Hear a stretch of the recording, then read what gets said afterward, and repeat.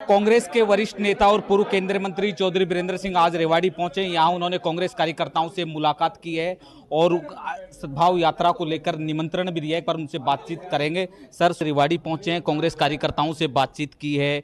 14 तारीख को दिल्ली में जो प्रदर्शन होने जा रहा है उसका निमंत्रण दिया है। सर, क्या कहेंगे?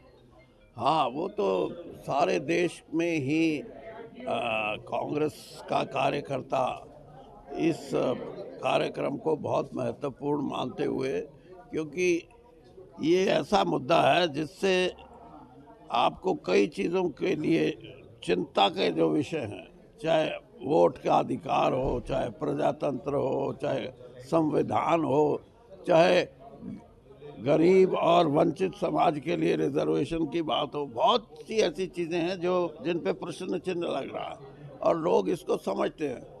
और इसका सबसे बड़ा स्वरूप जो उभर के आया है वो वोट चोरी का है।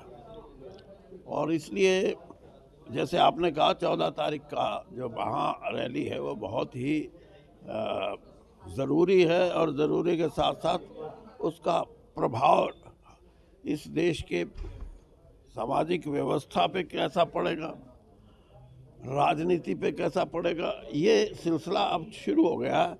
और इस यात्रा से, इस महारैली से और ज़्यादा तेज़ी से बढ़ेगा। सर, क्या मानते हैं कितना लोगों का समर्थन मिल रहा है? तमाम पूरे देश भर में ये प्रदर्शन किया गया, कितना लोगों का समर्थन कितना मिल पा रहा है इस समय कांग्रेस को? लोग तो जागृत, जैसे मैं ये कह रहा हूँ कि अब वो समाज नहीं है हमारा जो आज़ादी के समय था। पढ़ाई कम थी, अब तो लोग बड़े जागरूक हैं और इन मुद्दों को लेके लोगों में जो चर्चा है उससे ये बात शनै शनै ये बात उभर के आ रही है कि भारतीय जनता पार्टी की जो विचारधारा है उसके अनुरूप वो प्रजातंत्र की भी व्याख्या अलग करना चाहते हैं। वो देश के जो संवैधानिक संस्थाएं हैं, कॉन्स्टिट्यूशन के इंस्टीट्यूशन, उनके बारे में भी वो अलग से कुछ सोच रखते हैं। पढ़ाई का विषय तो आपने देख ही लिया होगा, और कि सारे सिस्टम को बदलना ये चीज़ें लोगों को आहिस्ता आहिस्ता नज़र आने लगी हैं। और यही नहीं, बहुत सी ऐसी चीज़ें हैं जिसके बारे में ये लेटरल जो जॉइंट सेक्रेटरी रैंक पे कितने लोग लगाए हैं जिनकी सिर्फ क्वालिफिकेशन ये है कि वो आरएसएस विचारधारा के समर्थक हैं। तो ऐसी परिस्थिति में लोग, आप ये समझते हैं कि लोग क्या करेंगे? बड़ा मुल्क है, इतना आप जरा थोड़ी सी रखिए उम्मीद कि बड़े मुल्क में जल्दी ये चीज़ें एकदम उभरती नहीं, लेकिन उभरेंगी। अब वो समय कितना लगेगा वो तो मैं नहीं कह सकता, लेकिन उनकी सरकार की जो परफॉर्मेंस क्या, जो सरकार के जो इरादे हैं वो लोगों को भली भांति अब समझने लगे हैं कि ये हमारे हित के नहीं हैं। सर, बात करें सद्भाव यात्रा की, रेवाड़ी में दस्तक देने जा रही है, तो हरियाणा भर में घूम रही, तीसरा फेज जो आपने बताया, किस तरीके से, क्योंकि कैप्टन अजय सिंह यहाँ के एक बड़े नेता है, उनका भी आपको सहयोग अभी जो यात्रा के लिए मिल गया है, वो किस तरीके यात्रा रहने वाली है यहाँ पर जो अब पहुँचेगी 18 तारीख को?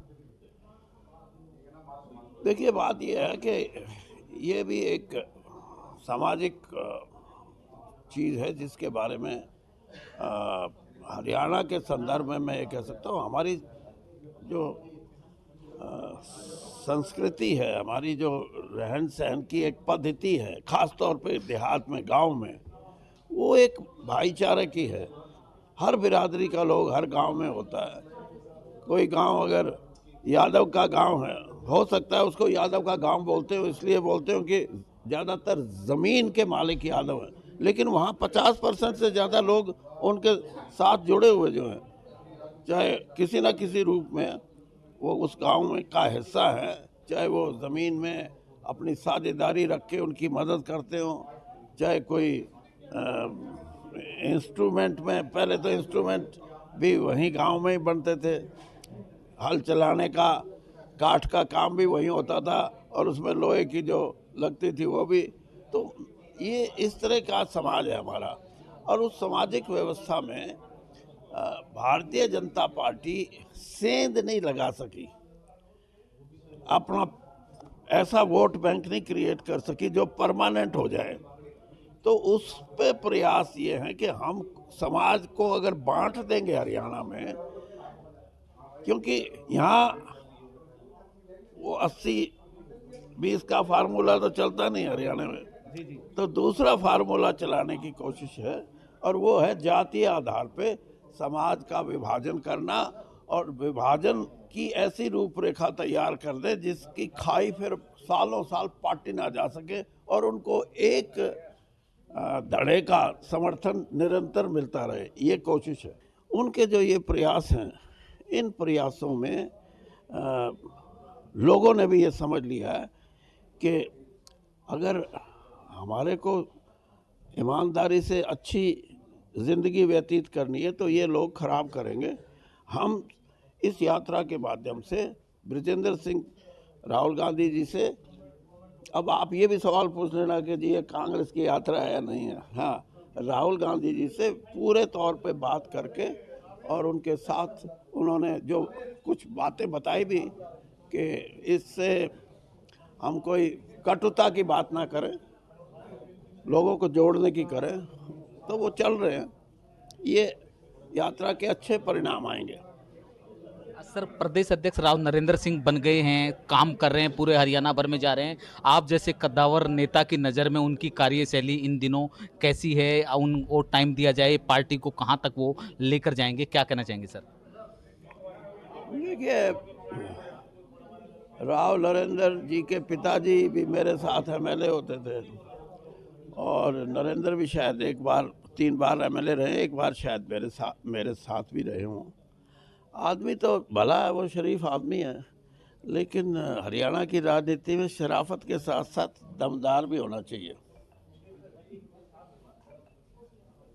दमदार होना चाहिए, अपने आप में बड़ी बात है। सर, एक लास्ट सवाल ये कि जो बृजेंद्र सिंह की जो जीत का जो हार का मार्जिन रहा, बहुत कम रहा, आपने उसको आगे चैलेंज किया सर, उसका स्टेटस अभी फिलहाल क्या है, कहाँ तक बात पहुँची है सर? दूसरी पार्टी के खिलाफ उन्होंने 2 एप्लीकेशन दी थी कि इस पिटीशन को डिसमिस कर दिया जाए, वो दोनों उनकी रिजेक्ट होगी। तो दूसरी जब रिजेक्ट हुई है तो वो सुप्रीम कोर्ट में अपील पे चले गए। अब 19 जनवरी की तारीख है सुप्रीम कोर्ट में, तब देखते हैं क्या होता है। धन्यवाद सर, हमसे बातचीत करने के लिए। ये थे मेरे साथ कांग्रेस के वरिष्ठ नेता चौधरी बीरेंद्र सिंह, जिनका साफ तौर पर कहना है कि जो एक पूरे देश में जो अभियान चलाया जा रहा है उसकी कांग्रेस को जरूरत है, और कांग्रेस आने वाली 14 तारीख को दिल्ली में इकट्ठा होकर के प्रदर्शन करेगी। अपने कैमरामैन सहयोगी के साथ आलोक भांडोरिया, खबरें अभी तक, रेवाड़ी।